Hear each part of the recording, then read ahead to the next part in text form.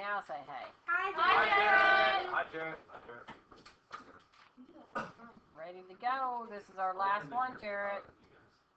Probably very happy about that. No, I'm gonna miss it. Oh no, we're gonna start. He's probably glad he doesn't have to try to figure out what you're talking about. Yeah. We are having trouble with the board, and I did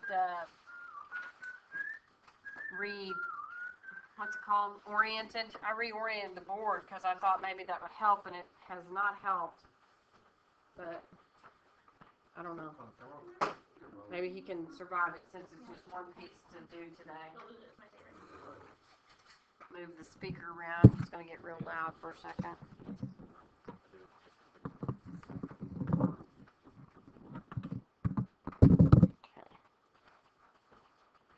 All right, so the Last Supper is Da Vinci's masterpiece. It is in the Santa Maria del Grazie in Milan.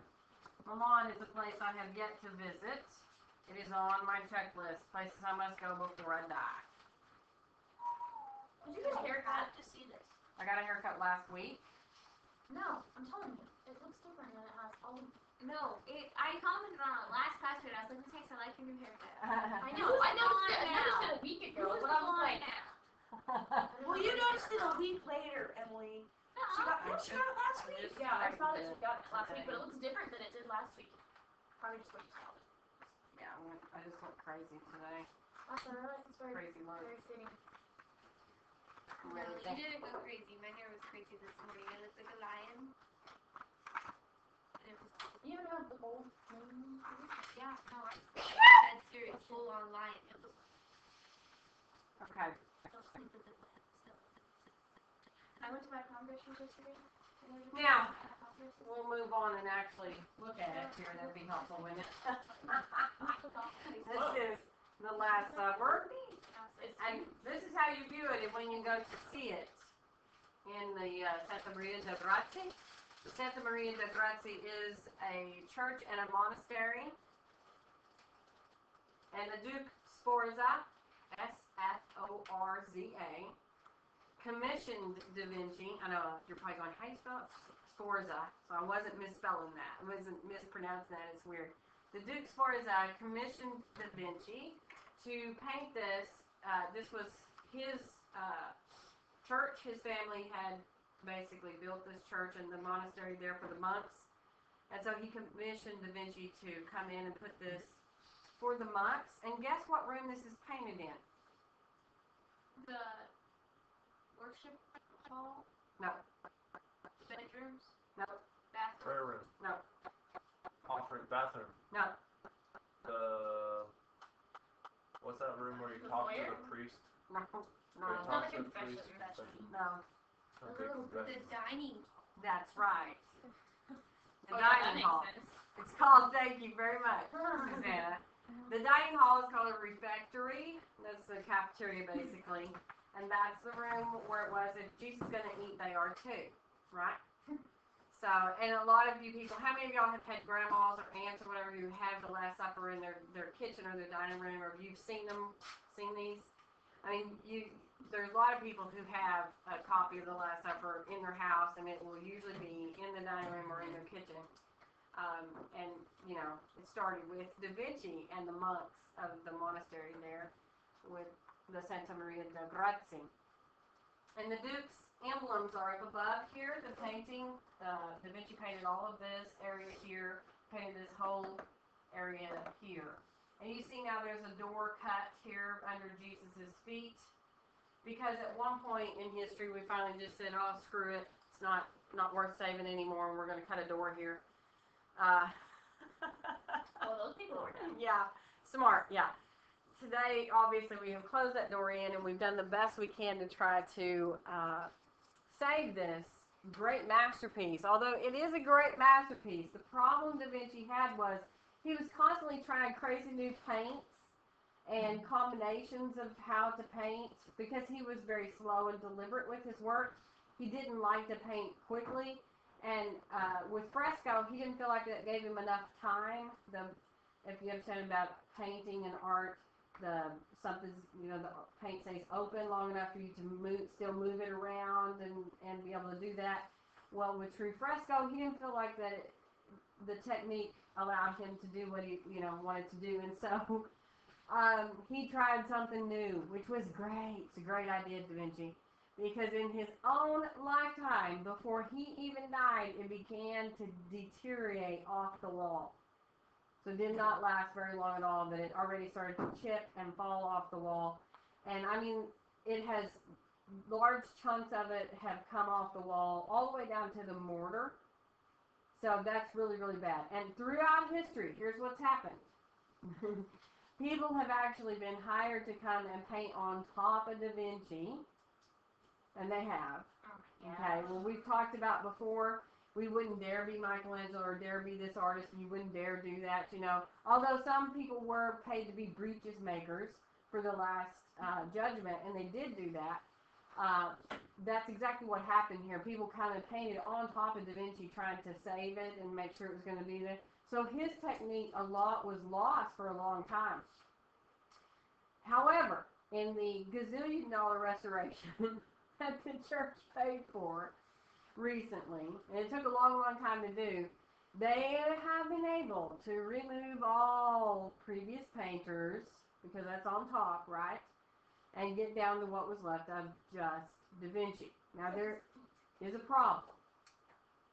Some areas, though, there is nothing left because it chipped all the way to the mortar. So in those blank spots, what they decided to do instead of be Da Vinci was simply fill in blank spots with kind of a neutral color, just like a little beige filler. So in a way, you lose a little bit there. But at least, I guess they put something. I don't know. I guess there's a lot of controversy. I don't know. I don't know what you do. I don't know if it's right. I don't know if it's wrong. What I do know is that they actually worked on you know how big a postage stamp is? That is the size that they worked on at a time while they were restoring. Postage stamp. And let me tell you right now, when they were up close like that, working, you couldn't even tell what they were looking at. I mean, at all. Because you can't tell unless you're standing back. You have to be standing back because it's very large. So they're larger than life figures anyway. So you kind of have to get back and try to get perspective again. Okay, then get back up and then get back. Because the details are lost. You know, they're faded, they're gone, they're chipped away, unfortunately. Da Vinci's crazy crap. But one painting, let me tell you about what he did. He did this huge mural, about the size of my back wall there, for the Duke, and it was a battle scene, okay? Fantastic battle scene he did for the Duke. And again, is crazy stuff he made up. And he had this idea that he could bake it like a kiln and fix it like that. So when he gets through with it, he had set these very large fire pots in front of it, you know. And the next day when they came in to check it, it had melted all to the ground.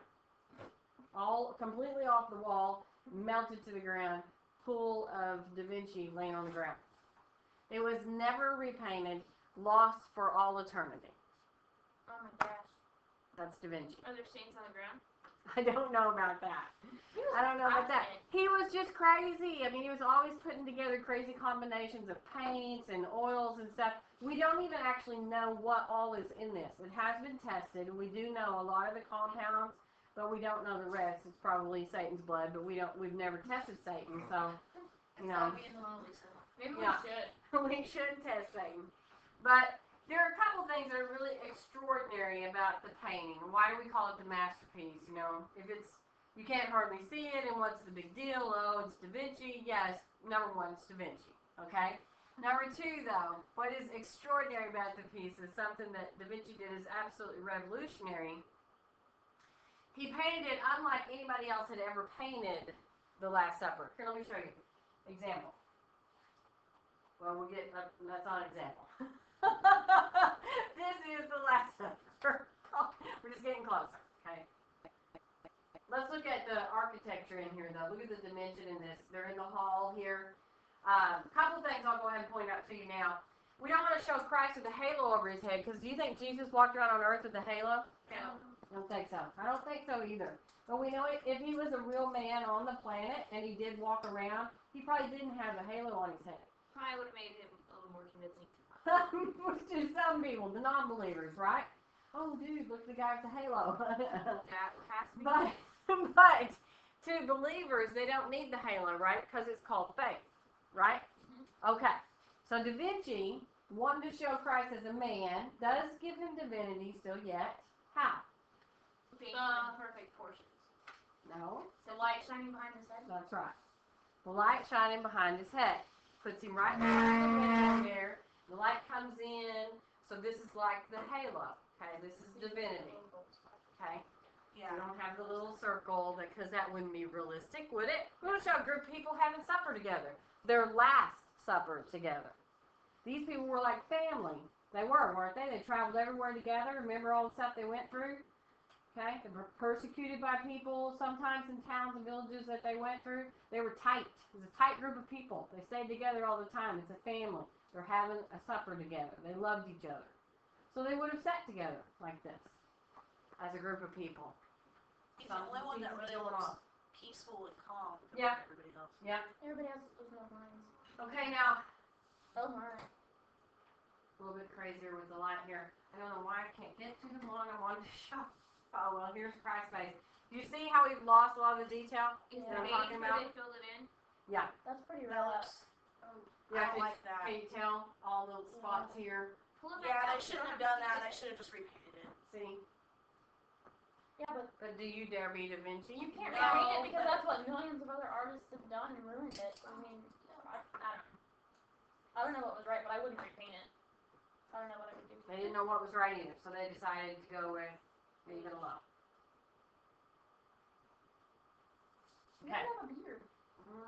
Okay, here's there finally. Why not put 5 pages in? But anyway, this is the way everybody painted the Last Supper before Da Vinci. Are there even Do you notice what's different? There's halos? And Halos. Jesus is a different color. Like his halos. Oh, it is, isn't it? Yeah, yeah. There's somebody laying in front of Jesus. There's not 12 disciples, there's only 9. Well, you might not be able to see the whole painting. Oh. Don't get caught up on that. What is in the sky? There's birds? There's nine. There's birds. Jesus is separate, like he's not with them. He's on the other side of the table. That's not Jesus on the other side of the table. sorry. But somebody is on the other side of the Is table. that Peter? That's the problem. And they don't have a halo. Is that Peter? So let's hold on a And minute. there's a cat. And there's Cat. Is there anybody on the other side of the table here? No. So, They paint Peter Who away is that? from him. now hold on a minute. Is that the devil? The Last Supper. What happens at the Last Supper? What does Jesus tell them? Tells them one of them will betray him, and then he gives the bread to Judas Iscariot. That's right. Jesus tells them at the Last Supper, one of you will betray me. So every artist before Da Vinci paints Judas, the betrayer, on the other side of the table. Okay? The family. We've been through thick and thin together. Every artist before Da Vinci sets the one apart. Does that seem realistic? No. Because he would You have been think he would have set himself apart? Oh, I see. No. Because he would have been. Yeah, he it would was have kind of been mermaid as soon as you get to the window almost. So Da Vinci says no. That's bullcrap. They would have had dinner together just like they always had dinner together. And what he did right here in this moment, Jesus has just announced, and that's why he's calm. It's neat for you to point that out, Alyssa. He just announced to you, one of you shall betray me. And absolute chaos has just erupted over the Passover table. They are all freaking out, but he is calm.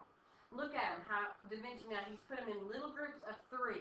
And look at them, they're like, oh my God, what did he just say? Everybody's freaking out. I mean, Thomas is over here going, is it I, Lord? Is it I, Lord? People are going, is it me? Is it me? What? And they're like, what did he just say? What did he just say? I mean, everybody's upset. They're very upset, and you can see this. But now he left it up to the people who are going to look at the painting to try to figure out for yourself which one's Judas. Because he's there. Which one? Do we know which one is Judas though? Yeah. Is it the one that's sitting over to Jesus, his right? It looks like he's like The one in green right there beside Jesus. Okay, do you think it's this one? Oops. Oh, you gotta give it a minute. I think it's the one in the red think on it's that the other one? side of it. Yeah. Emily, you think it's this one? Yeah. Okay. Anybody want to tell me? Tell me your guesses.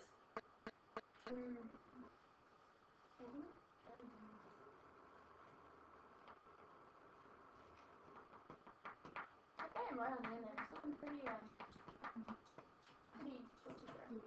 But I don't know. Is it the one in the blue? It's the blue one. On his This left? one? Yeah.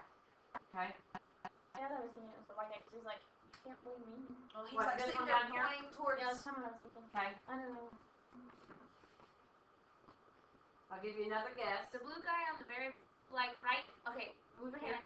No, move your The hand. old one? That one. That one. This one? Yeah. Okay. And the blue one. They're all possibilities. They're all possibilities. Well, we have That's right, you got 9 possibilities. No, we 12, sorry. 9. 12 possibilities. You have 12. Well, you said one of their names. I So, did. you said Oh, that's true. So it's not him. The one that's pointing What at is? Thomas. I said, so Thomas, I gave that one away. All right. Thomas was pointing It's at. Thomas. It's not him. It's not Thomas. I'll tell you that. Watch, we probably picked out like Peter, Matthew, Mark, Okay, and John. this is the one it is. Oh. Okay? It's That's got- Judas. Everybody else is kind of like the couplets of 3 are all kind of couplets of 3. So that Yes. makes sense. Couplets of 3. The trouble. The couplet of 3. Twos of 3. What I meant was I know. the 3 of them, the couplet in the back, Yes. are doing something different than the ones in the front, so it just looks weird. Okay. So what's happening though, if you look at Judas closely, and we will get up close to Judas here in a second though, while the rest of them seem to all be kind of talking to each other, what's happening to Judas is he's looking at Jesus and he has kind of drawn back like this and has a little bit of a shadow of guilt, is what Da Vinci kind of painted. A shadow. He's sort of in a shadow. But he's also clutching something in his hand. Is it a dagger? 30 pieces of silver. That's right. 30 pieces of silver. Go Kylie. I should read the Bible. Yeah, you probably should. Yes, it's an interesting little book. That's what he has in his hand right there. And What is then he doing with his left hand? back here you have Peter whispering to John. Is that John? Yes, the young John, very young John. The Okay. John, not Saint John, the Apostle John. I mean, not Yeah, not That's John the not a Baptist. girl. John the Baptist. I know. It's not a girl now. That's the Da Vinci Code. Yeah. It's very convincing. They do done thing. Yeah. I didn't believe it, but Did they say it was a girl? Yeah. They said it was Mary Magdalene. It looks like it. It looks like She was actually Mary. Now, you do need to write this down because this is the order of them from left to right. And you will have to know that for the test. So we have Bartholomew here on the far left end of the table. And James the Younger. You do need to know it's James the Younger because there's James the Elder. Okay. Bartholomew, James the Younger, and Andrew. That's your first group of 3. Okay. Then you have Judas here. And Peter whispering to John. He's leaning back. And then Jesus. Gosh, don't forget Jesus. You said Peter whispering to them? Yeah. Whoops. That's our lunch bell. We will finish that when we come back from lunch. Yeah. Did you get that figured out last time, Statistics? Huh? Did you get that figured out last time? Yeah, it was not funny, but I did.